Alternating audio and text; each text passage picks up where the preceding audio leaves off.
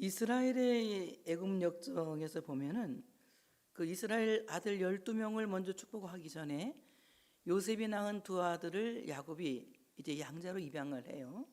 그 양자로 입양을 하고 루벤 큰 아들을 먼저 축복하는 것이 아니라 에브라임과 므낫세를 먼저 축복하죠. 그리고 그들을 이제 지금 현재 여기에서 보이는 장자로 세웠음을 사람들에게 표명하는 겁니다. 이들이 너희를 섬기고 이들이 너희를 위해서 봉사하고 이들이 앞서서 선봉자가 되어서 헌신하였으니 바로 그때의 그 당시에 이제 참으로 장자와 같은 복을 받았다는 감정적인 장자를 말하고 있어요. 법적인 장자는 루벤이지만 이제 그 더 넘어가서 이제 유언을 함으로써 유다가 장자가 돼요.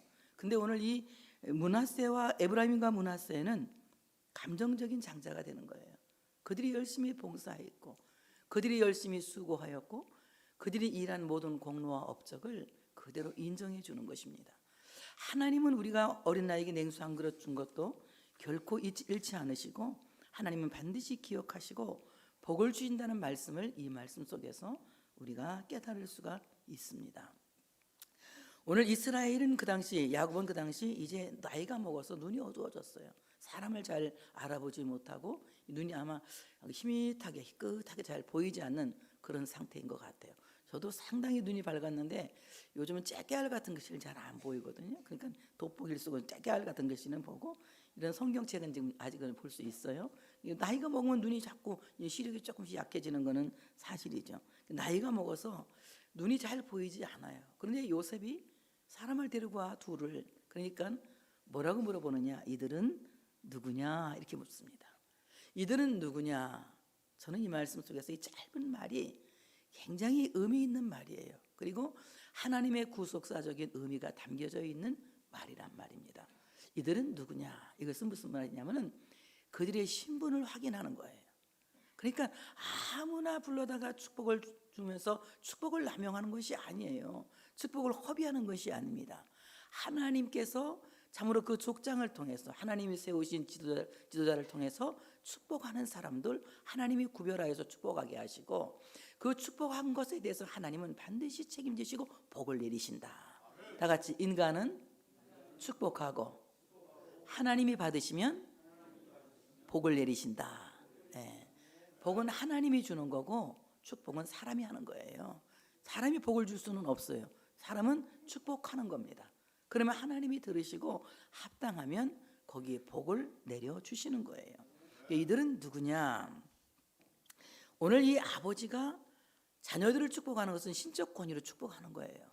아버지가 축복하는, 아버지는 하나님은 아니야. 그렇지만 아버지는 하나님을 대신해서 사람들을 축복할 수 있는 권리가 있는 거예요. 그래서 아버지가 하나님을 대신해서 축복할 수 있는 권리를 갖고 축복하면 하나님이 그 축복을 받으시고 들으시고 그 축복에 대하여서 합당한 자에게 복을 내리시는 거예요. 근데 자녀들이 많이 있는데 그 자녀들을 위해서 막 부모가 축복기들 쏟아붓잖아요. 막 뭉뚱그려서 자녀들 축복하잖아요. 우리 자식들 건강하게 해주시고 우리 자식들 돈 잘 벌게 해주시고 공부 잘하게 해주시고 뭐 등등등 뭐 여러 가지를 축복하면서 기도하잖아요. 근데 하나님께서 그 부모의 축복을 들으시는 거예요. 들으시고 거기에서 합당한 복을 그 자식들에게 내려주시는 거예요. 그래서 어떤 자식은 공부를 잘하고 어떤 자식은 돈을 잘 벌고 어떤 자식은 건강하고 등등 이렇게 하나님께서 그 축복을 들으시고 이제 복을 내려주시는 것입니다. 그 신적 권위로 축복하기 전에 신분을 확인하는 절차인 거예요.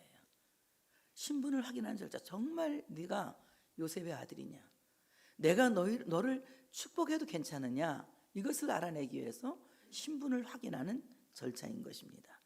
왜냐하면 자녀의 떡을 취하여 개들에게 던져주는 것은 마땅하지 않아요.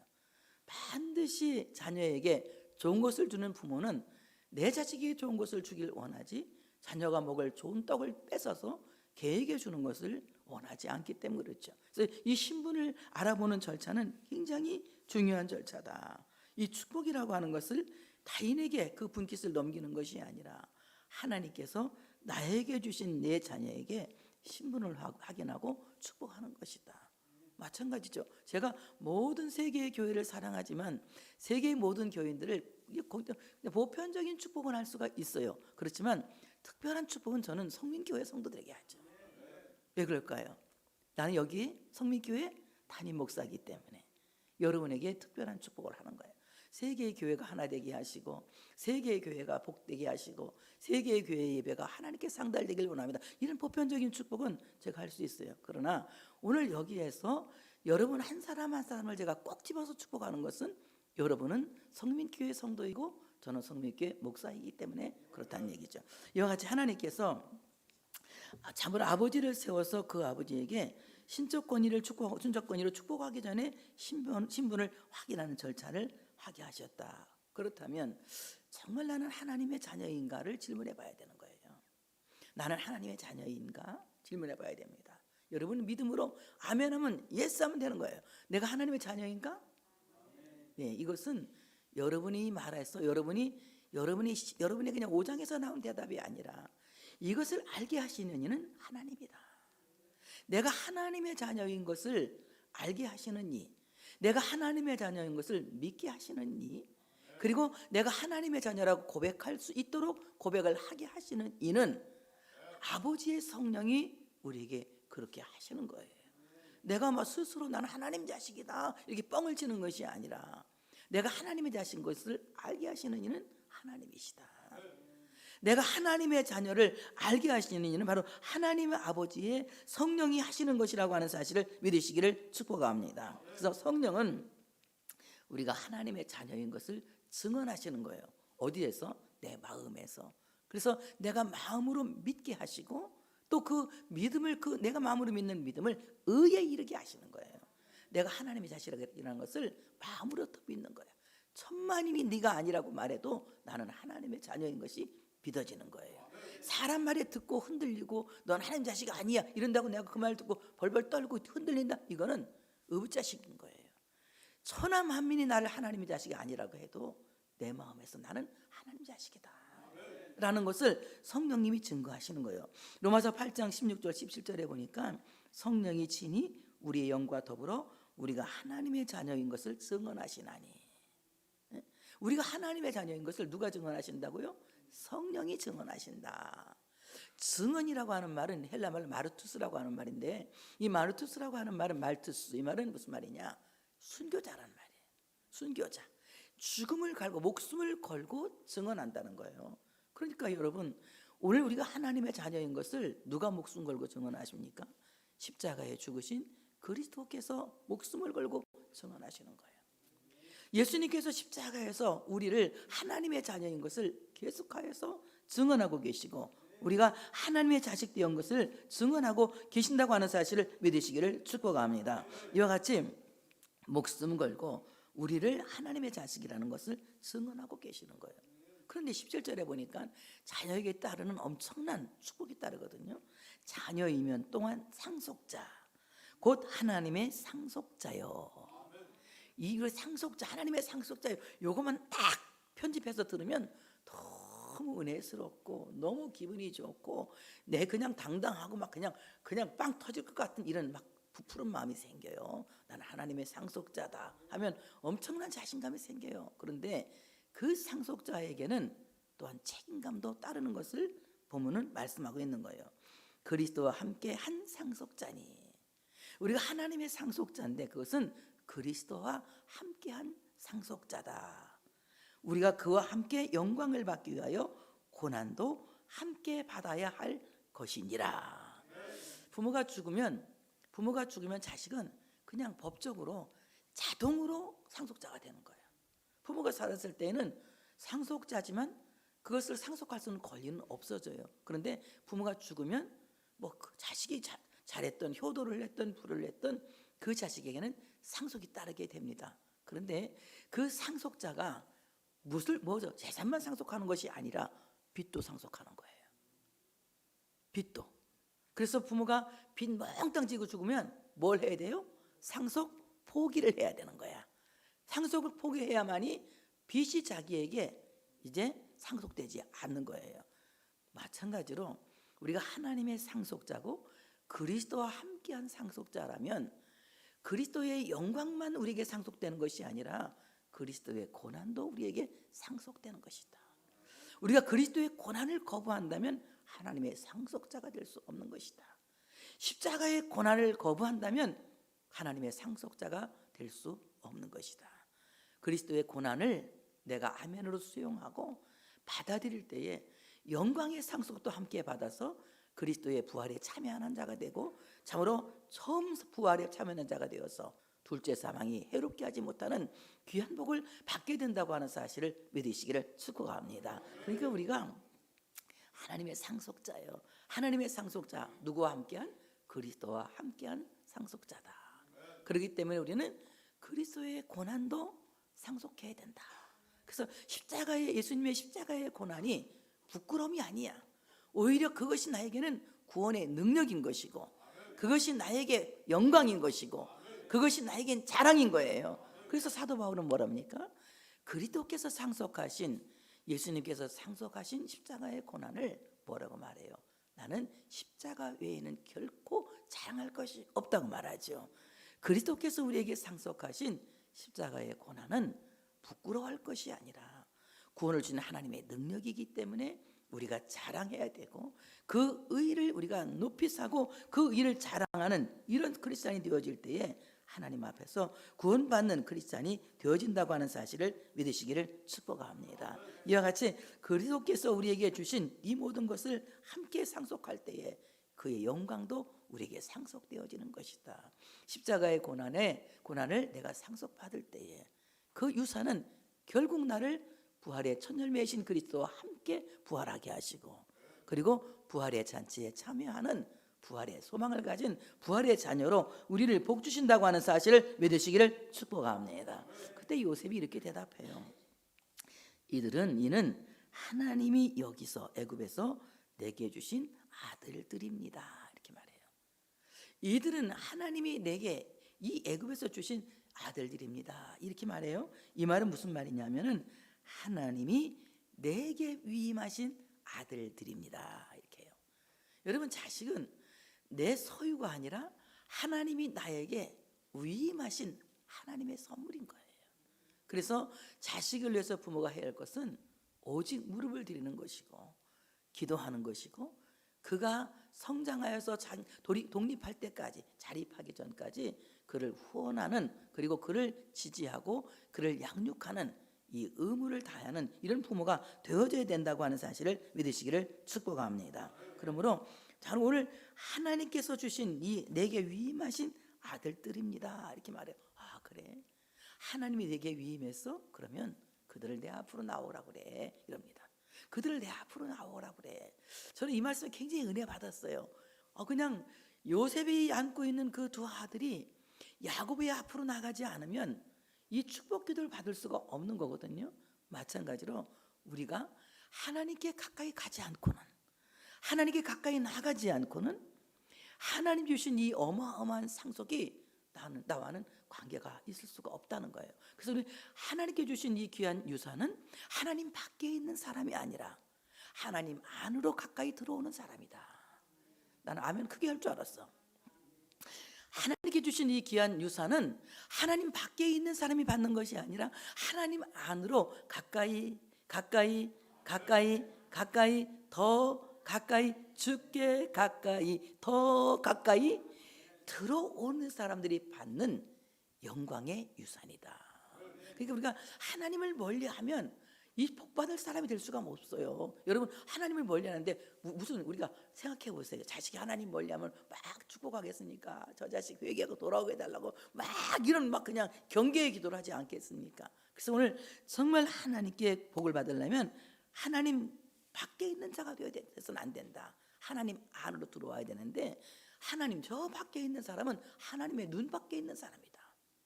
어디에 있는 사람이다? 눈 밖에 있는 사람, 눈에서 난 사람이란 얘기예요. 눈에 난 사람이 얼마나 꼴보기 싫은지 알죠? 그래서 우리는 하나님께 복받은 사람이 되려면 눈 밖의 사람이 아니라 하나님 눈 안의 사람이 되어져야 된다. 하나님께 가까이, 점점 가까이, 더 가까이 나아가서 하나님 앞에 나오는 자가 되어야 된다는 거야. 이럴 때 하나님께서 복을 주신다는 겁니다. 시편 73편 28절에 보니까 하나님께 가까이함이 내게 복이라. 내가 주 여호와를 나의 피난처로 삼아 주의 모든 행적을 전파하리이다. 하나님께 가까이 가는 것은 내게 복이야.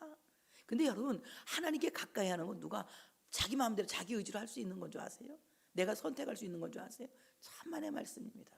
내가 하나님께 가까이 할 수 있는 것은 하나님이 그 마음을 주셨고 하나님이 그렇게 이끌어 가시기 때문에 되는 거지, 내 마음대로 되어지는 것이 아니야. 그러니까 하나님께 가까이 할 수 있게 된 이것이 우리에게는 굉장한 복이라는 거예요. 여러분이 가까이에서 오늘 주일날 교회 오셨잖아요. 여러분 복받은 사람들입니다. 그래서 하나님께 가까이 하는 사람은 복받은 사람들이다. 자, 가까이 나가니까 어떻게 해요? 그 아들을 딱 모세에 데려간 두 아들을 에브라임과 므낫세를 무릎에 앉힙니다. 그리고 딱 안아요. 그리고 이제 그를 복주는데, 이렇게 그들이 가서 딱 안고 입을 탁탁 맞춥니다. 이 입 맞춘다는 것은 어떤 그 뭐 인사하는 그런 어떤 그 하나의 예잖아요. 그런데 그냥 단순하게 막 인사하고 이렇게 하기 위해서 입을 맞춘 것이 아니라, 오늘 이 축복을 전달할 수 있는 이 전달자가 이 축복을 계승하기 위해서 그냥 하나의 그 성스러운 그 행위를 이렇게 예로 갖추는 거예요. 그러니까 하나님이 나를 통해서 너에게 축복하게 하시고 너는 하나님께로부터 복을 받을 거야. 이것을 암시하는 거거든요. 그러니까 오늘 그들을 딱 안고 입을 맞췄다는 것은 굉장히 복 주실 것을 암시하고 있는 거예요. 그렇다면 하나님께서 오늘 어떤 사람들을 입 맞추는 자로 생각할 거냐? 너는 내 아들과 입 맞추라. 그렇지 않으면 진노를 피하지 못할 것이라고 시편 2편에 말씀하고 있어요. 우리가 하나님의 아들 메시아와 입 맞추는 사람이 되어질 때에 그 입 맞추는 자가 하나님께로부터 귀한 복을 받을 수 있는 자격이 되는 것인데, 오늘 예배라고 하는 것은 그리스도와 입 맞추는 성스러운 하나의 예를 갖추는 참으로 절차인 것이다.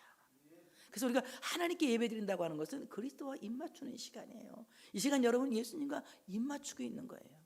주님이 여러분에게 사랑을 표현하고 계시는 거예요. 우리를 사랑한다고. 그리고 바로 내가 이 사람을 위해서 피 흘렸다고 하나님 앞에 중보하고 계시는 거예요. 우리를 복받을 자격을 만드시기 위해서, 축복받을 자격을 만드시기 위해서 지금 우리 주님이 이 예배를 통해서 우리와 입 맞추고 계시는 거예요. 그렇기 때문에 그리스도와 입 맞춘 사람은 모든 진노의 길에서 이제 진노를 이기고 하나님의 복을 받아 누릴 수 있는, 그래서 세계 모든 열방을 구할 수 있는 철장 권세로 세계를 다스릴 수 있는 하나님의 사람이 되어진다고 하는 사실을 믿으시기를 축복합니다. 그래서 우리 이 시간 입 맞춤이 원만하게 잘 이루어져야 돼요. 입 맞추는 거 되게 싫어하는 애기들이 있잖아요. 우리 선우는 어릴 때 입 맞추는 걸 너무 싫어해가지고 내가 입 맞추면 막 이렇게 고개 돌리고 또 맞추고 나 살짝 또 닦더라고요. 되게 기분이 안 좋더라고. 근데 여러분, 하나님께 우리가 입 맞출 땐 자꾸 얼굴 피하면 안 돼. 예배 드리면서 여러분 하나님의 얼굴을 피하려고만 안 돼. 하나님을 계속해서 바라보는, 아까 찬양했잖아, 나의 소망은 하나님을 바라보는 것이라고. 그러니까 정말 하나님을 바라보면서 그 하나님의 입맞춤을 온전히 입맞춤에 나를 내어드리는 거야. 그리고 나를 다 내어드리면서 주님이 나를 입맞출 수 있도록 허용하는 거야. 그래서 이 찬양이 내게 입맞춤이 되어야 되고, 기도가 내게 입맞춤이 되어야 하고, 하나님의 말씀이 내게 입맞춤이 되어야 돼. 그리고 우리가 하나님께 드리는 헌금까지도 하나님과의 입맞춤이 돼야 돼. 이 모든 예배는 하나님을 사랑하는 마음에서 비롯된 사랑의 고백인 거예요.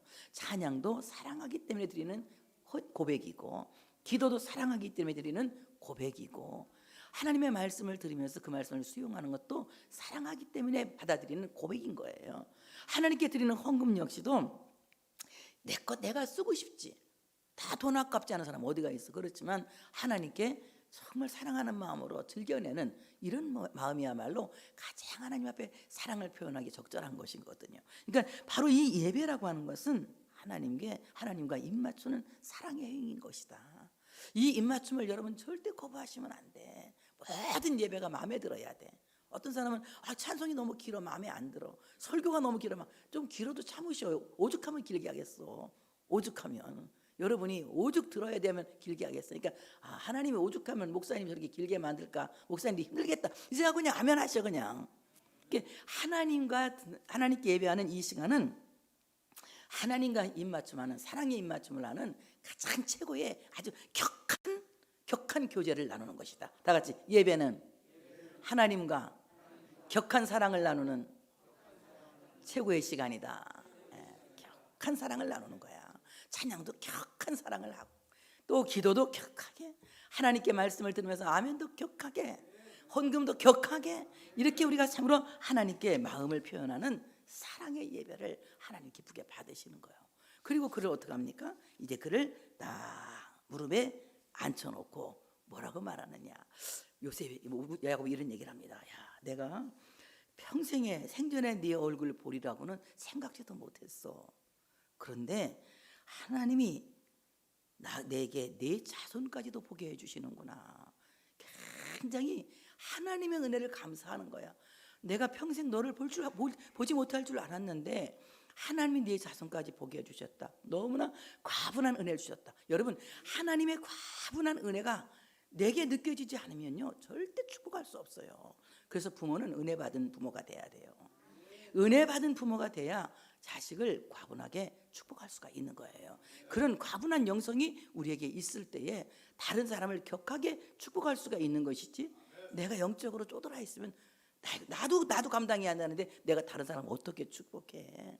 다른 사람을 축복할 수 있을 만큼의 영적인 여유가 있으려면 하나님의 은혜로, 그 과분한 은혜로 내 안이 꽉 채워져야 되는 거예요.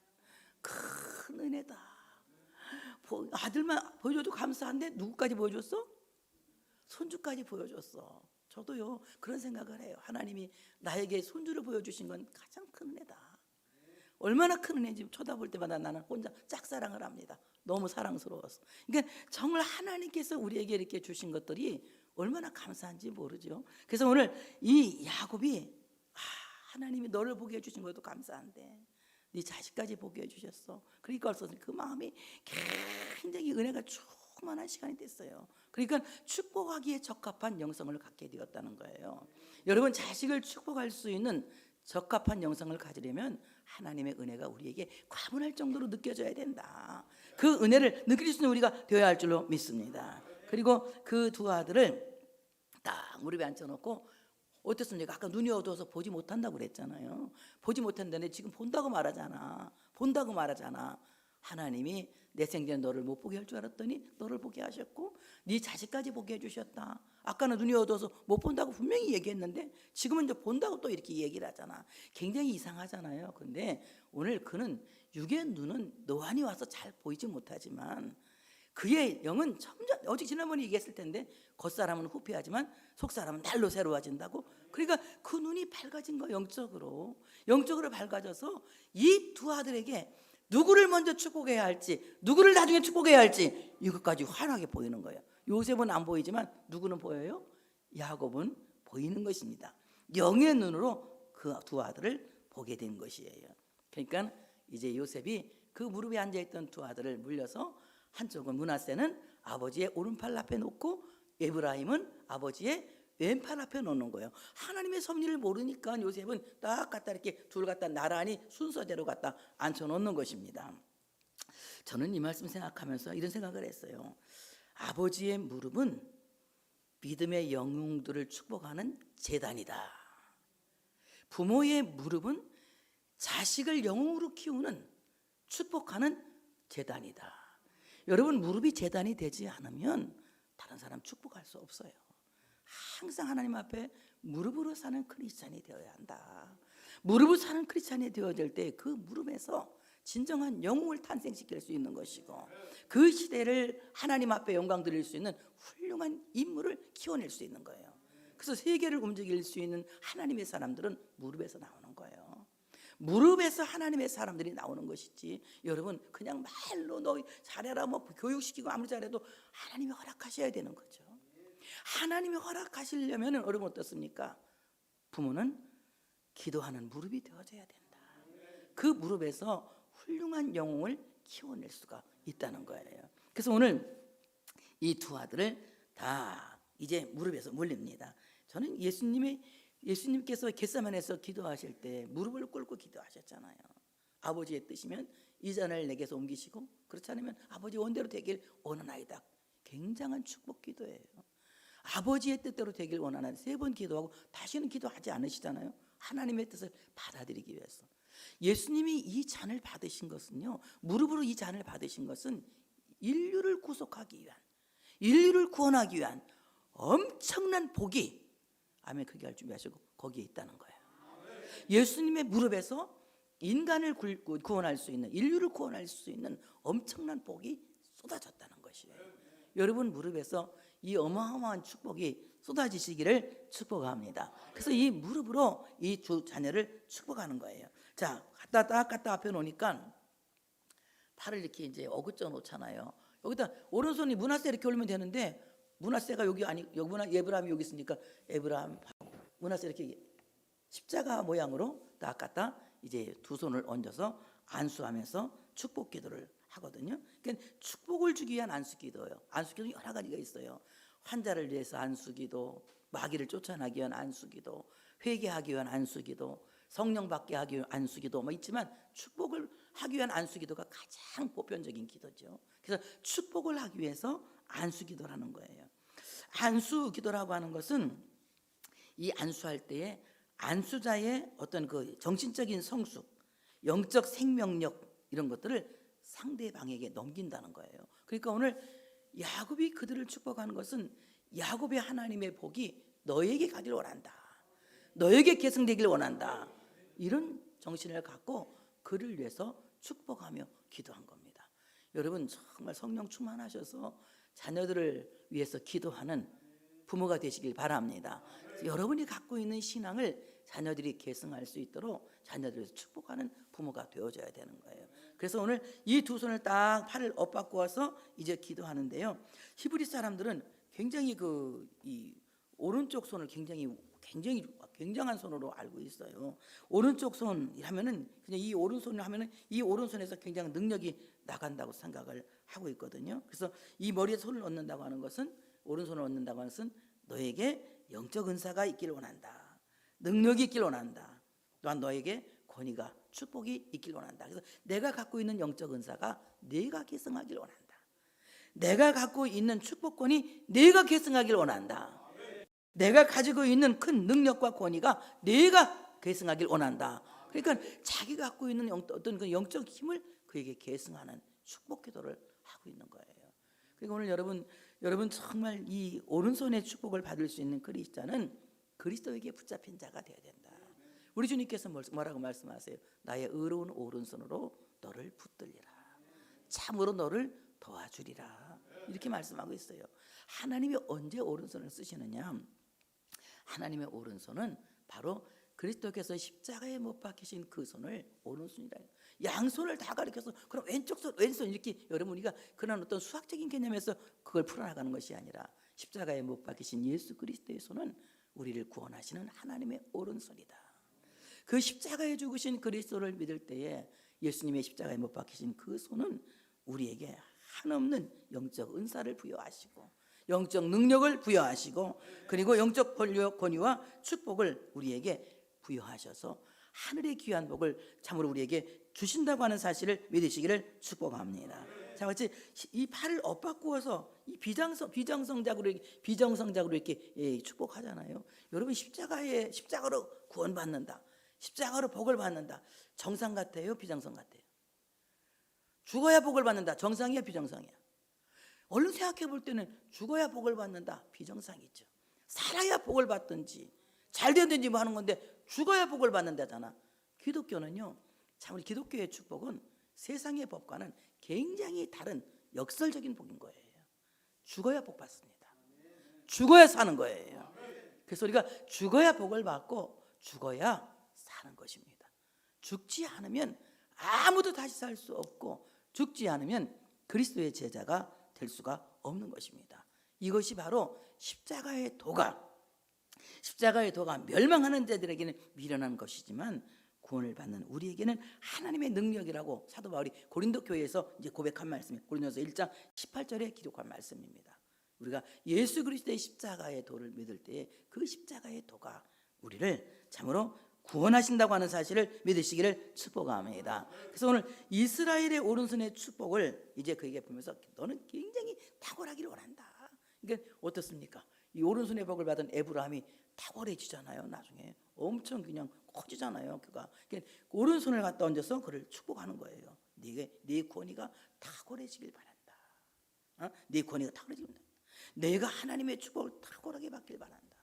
내가 하나님의 보호를 탁월하게 받길 바란다 하고 오른손을 얹어 축복하는 거예요. 그러니 예수 그리스도의 손을 믿는 우리 모두는 정말 영적 권위에 탁월한 복을 받은 사람들이다. 그래서 우리가 예수의 이름으로 기도하면 기도가 이루어지잖아요. 예수의 이름으로 축복하면 그 복이 이루어지잖아요. 예수의 이름 마귀 쫓아 나가잖아요. 예수의 이름을 가진 탁월한 축복을 받은 사람이다. 그래서 우리는 모두가 다 같이 우리는 오른손의 아들들이다. 오른손의 아들들이에요. 바로 예수 그리스도의 십자가의 도를 믿는 우리 모두는 바로 그 오른손의 권위에 탁월한 복을 받은 사람들이다. 그래서 우리 예수 그리스도의 그 오른손이 우리의 삶을 평생도록 인도하실 줄로 믿습니다. 하나님이 왜 에브라임에게 탁월한 복을 주셨느냐? 므낫세 그 장자인데 이왕 장자를 주시지 왜 에브라임에게 주셨느냐? 성경 말씀 그대로예요. 하나님의 나라는 작은 자가 큰 자인 거예요. 어린 자가 큰 자인 거예요. 하나님 앞에서는 항상 어린아이 같이 순전한 마음을 가져야 돼요. 절대 하나님 앞에서는 큰 자가 아무도 없는 거예요. 대단한 자가 아무도 없는 거예요. 하나님 앞에서는 다 무지한 어린아이와 같은 거야. 그러니까 물어야 돼. 하나님께 늘 물어야 돼. 오늘 찬양은 너무 좋은 것 같아. 진짜 하나님께 의논하고 기도하고 하나님께 묻는 거야. 항상 물어보는 거야. 하나님 제가 어떻게 할까요? 어린아이 같아서 저는 몰라요. 저 무식해요. 도와주세요. 가르쳐주세요. 지혜를 구하고 하나님께 묻는 어린아이 같은 자, 이 순전한 신앙을 가진 자가 하나님의 탁월한 복을 받는 거예요. 여러분 나 다 알아요. 하나님께 묻지 않아도 내가 아는 상식으로 하면 돼요. 이런 사람은요 절대 큰 자가 될 수 없어요. 자기 능력만큼 사는 거예요. 그런데 자기 능력을 초월한 엄청난 상상도 할 수 없는 파워 있는 삶을 사는 사람은 그리스도에게 묻는 자예요. 어린아이같이 순전하여서. 그래서 오늘 우리는 에브라임은 어리지만 그 오른손의 축복을 받은 것처럼 오늘 우리 모두는 하나님 앞에서 돌이켜 어린 나이와 같은 자가 되어야 한다. 어린 나이가 되려면 다 같이 돌이켜야 한다. 예수님이 하신 말씀이에요. 너희가 돌이켜 이 어린 나이와 같이 되지 아니하면 하나님의 나라에 들어갈 수 없다고 말씀하고 있어요. 돌이킨다는 건 뭡니까? 내가 큰 자라고 생각하는 것에서 돌이킨다는 거야. 내가 우월하다고 하는 생각에서 돌이킨다는 거예요. 나는 절대 우월하지 않아. 난 대단하지 않아. 내가 대단해지는 것은 하나님이 나에게 오른손을 얹을 때 대단해지는 거야. 그래서 우리 하나님의 오른손이 내게 얹혀져서 이 어린아이같이 무식하고 어린아이처럼 순전한 나를 하나님이 크게 쓰신다는 것에 방점을 둬야만이 하나님이 귀하게 쓰시는 것이지 내가 그냥 대단하다, 내가 우월하다 이런 생각을 갖고 있으면 절대로 큰 자가 될 수가 없다는 것입니다. 정말 오늘 이 말씀이 여러분에게는 큰 은혜가 됐으면 좋겠어요. 오늘 여러분은 하나님 앞에서 어떤 자입니까? 주님이 여러분에게 묻고 있습니다. 이들이 누구냐? 너는 누구냐? 그럴 때 여러분 정말 자신 있게 나는 하나님의 아들입니다 라고 고백할 수 있는 여러분 마음에, 여러분 영혼에 울림이 있습니까? 이 성령의 울림이 여러분과 함께 하시길 바랍니다. 내가 묻겠습니다. 여러분 누구십니까? 자, 크게 말해봐. 이렇게 조그맣게 쩔쩔매면서 말해. 여러분 누굽니까? 하나님의 아들입니다. 내가 하나님의 자녀인가를 날마다 확인하며 살아야 한다. 내 안에서 증언하시는 성령님의 그 증언을 아멘, 맞습니다. 저는 하나님의 아들입니다 하고 고백해야 돼요. 나는 하나님 눈 밖에 있느냐? 아니면 하나님 앞에 가까이 나오고 있느냐? 여러분 자신의 현 주소를 성찰해 보세요. 하나님 눈 밖에 나 살고 있느냐? 하나님 눈 안으로 가까이 들어와 살고 있느냐? 이제 하나님께 더 가까이 나아갈 수 있도록, 점점 더 가까이 나아갈 수 있도록 하나님께 나아가는 자가 되기를 원합니다. 정말 이 예배가 하나님과의 사랑의 입맞춤이냐? 기꺼이 하나님의 입맞춤을 내가 기쁨으로 화답하고 있느냐? 한번 생각해 보세요. 이 예배는 하나님과 입맞추는 거룩한 입맞춤, 정말 위대한 키스의 시간이다. 이런 마음을 갖고 이 예배가 정말 기뻐야 돼. 이 예배가 정말 좋아야 돼. 그래서 여러분 예배는 나에게 가장 좋은 시간이라고 그 시간을 고백할 수 있는 아주 귀한 시간이라 고백할 수 있는 우리 모두가 되어야 할 줄로 믿습니다. 오늘 여러분의 무릎에서 훌륭한 영웅들이 태어날 줄로 믿습니다. 하나님의 무한한 은혜가 여러분에게 충만해서 축복할 만한 영성을 가질 수 있는 여러분 되시기를 축복합니다. 오늘도 우리 주님의 오른손이 여러분에게 복을 내리고 계십니다. 아무쪼록 여러분이 예수님의 오른손에 붙잡혀서 탁월한 크리스찬이 되어서 이 말세의 세상을 움직이는, 세계를 움직이는 하나님의 사람들이 되어지시기를 축복합니다. 하나님께 영광의 박수를 올려드리겠습니다.